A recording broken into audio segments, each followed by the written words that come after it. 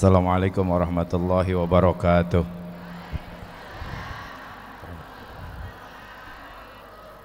Daripada dipoto lagi monyong. Dah. Bismillah, alhamdulillah, wassalatu wassalamu ala rasulillah Muhammad ibn Abdullah wa ala alihi wa ashabihi wa mawalaha ma ba'du. La hawla wa la quwata illa billah.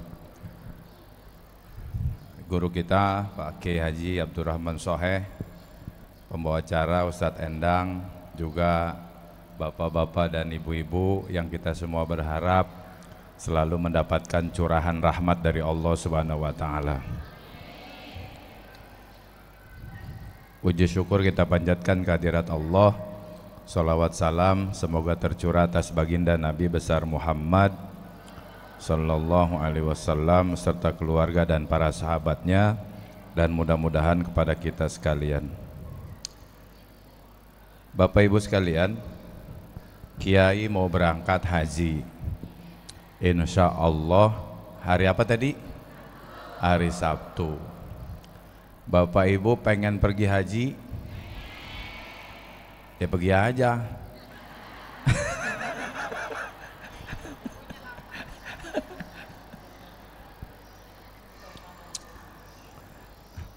Ada pekerjaan, kata Nabi, yang pahalanya sama dengan haji mabrur. Ada pekerjaan yang pahalanya sama dengan haji mabrur. Apa itu? Kata Nabi, ada dua perkara yang tiada sesuatu pun melebihi keunggulan dua perkara ini. Yang pertama,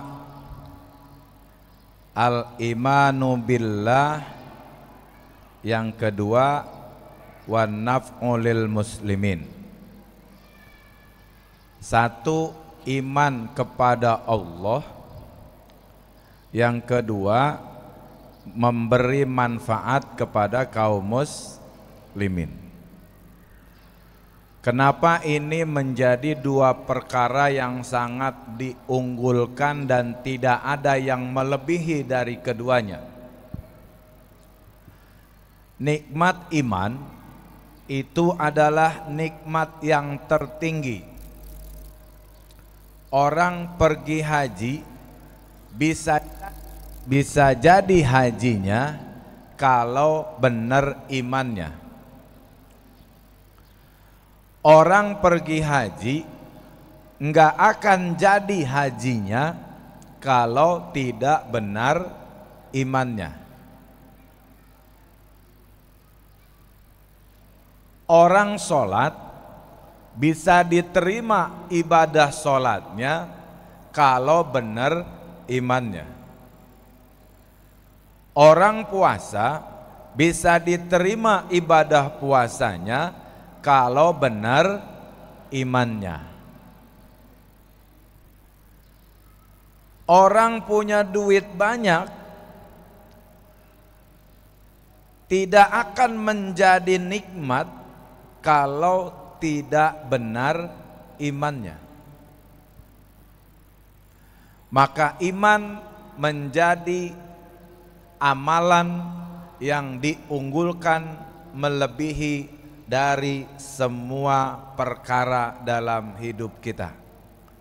Dan iman adalah nikmat Allah tertinggi, karena dengan iman semua bisa kita lakukan dan bisa kita dapatkan pahala dan fadilahnya.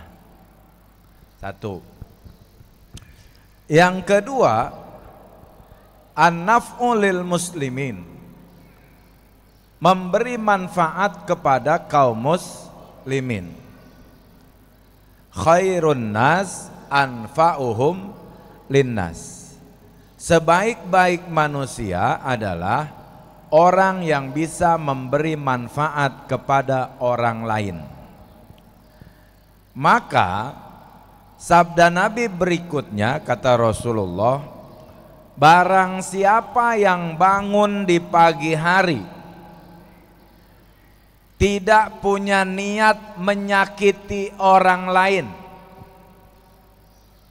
Bangun tidur pagi-pagi tidak ada rasa benci, nggak ada niat pengen nyakitin orang lain, maka Allah ampuni dosanya yang telah ia perbuat. Jadi bangun tidur jangan pernah berpikir apalagi berniat untuk nyakitin orang. Bangun tidur jangan pernah berpikir atau berniat untuk membenci orang lain.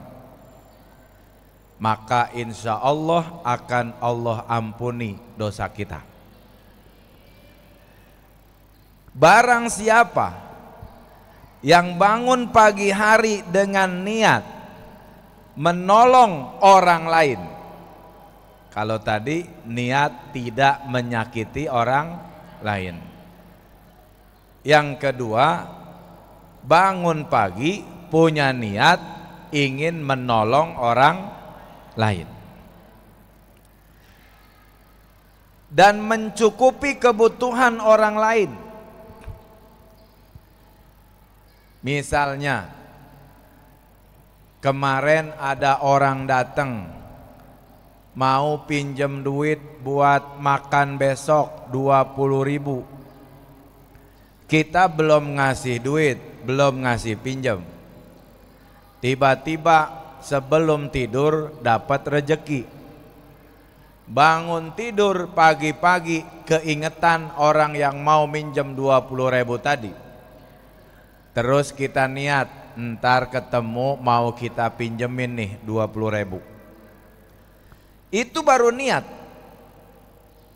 Siapa orang bangun pagi dengan niat menolong orang lain dan mencukupi kebutuhan orang lain, maka dia akan mendapatkan pahala seperti pahala orang yang hajinya mabrur. Alhamdulillah.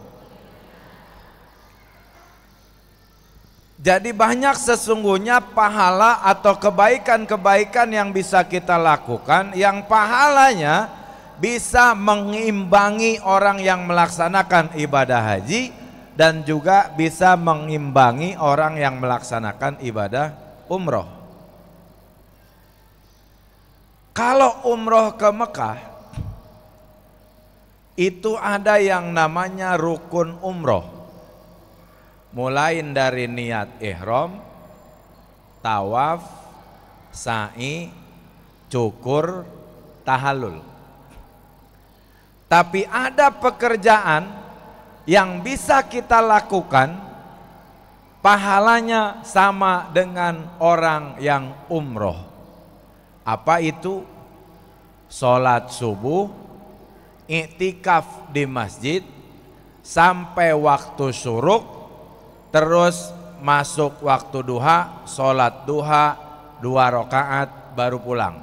Itu pahalanya sama dengan umroh.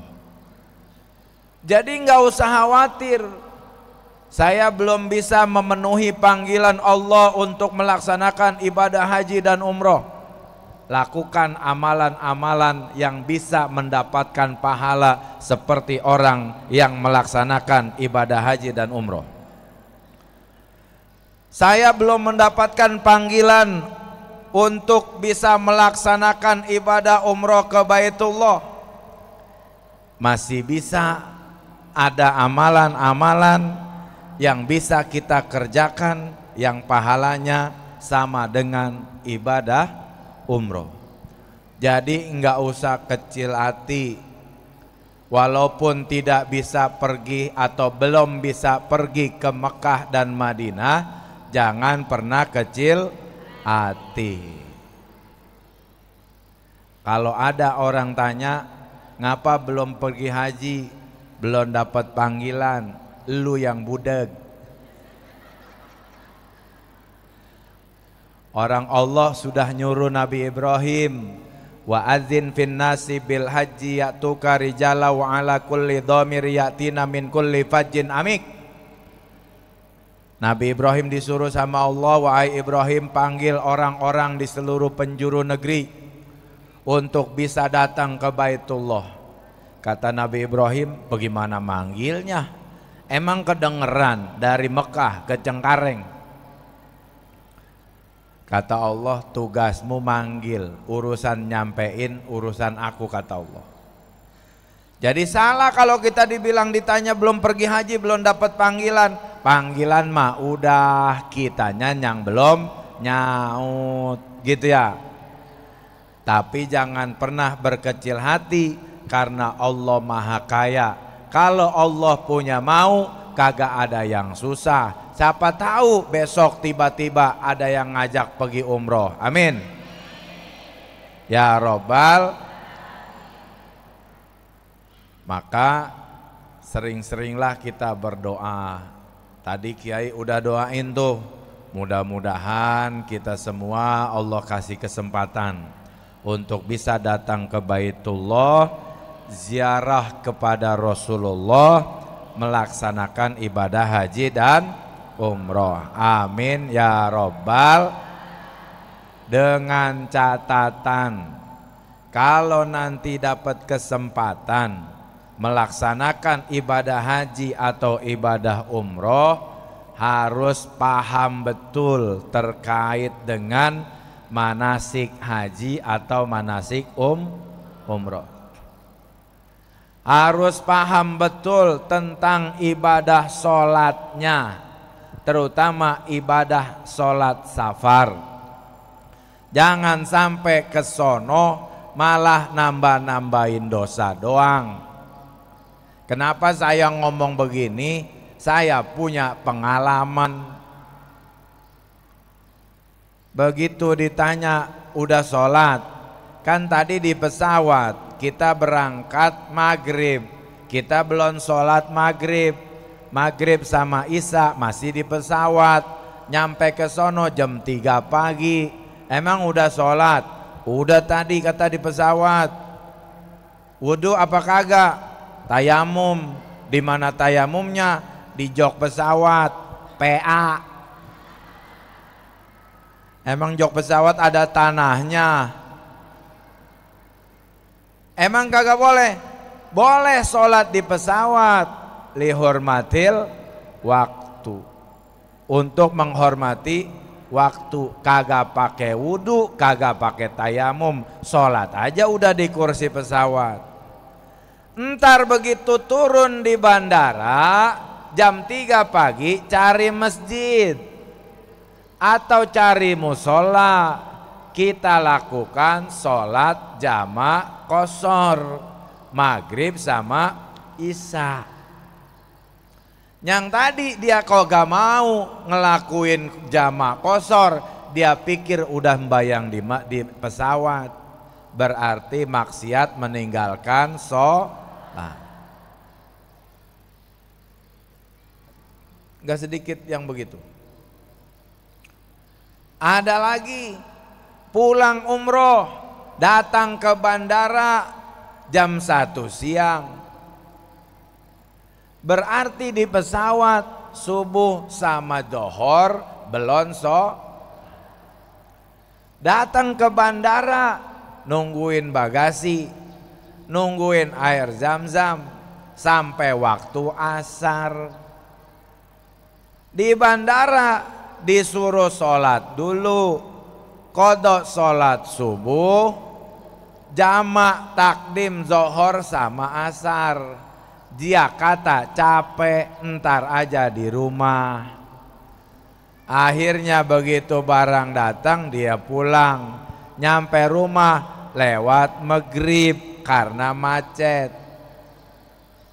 Subuh belum sholat, asar, zuhur asar belum sholat, ditambah lagi datang ke rumah kecapean, banyak tamu dia ladenin, isya lewat. Kalau mau maksiat mah ngapain pakai jauh-jauh ke Mekah? Betul apa betul? Jadi kita pelajari dulu ilmunya, ilmu tentang sholatnya, ilmu tentang manasiknya. Banyak nih kalau kita omongin sampai asar belum kelar nih.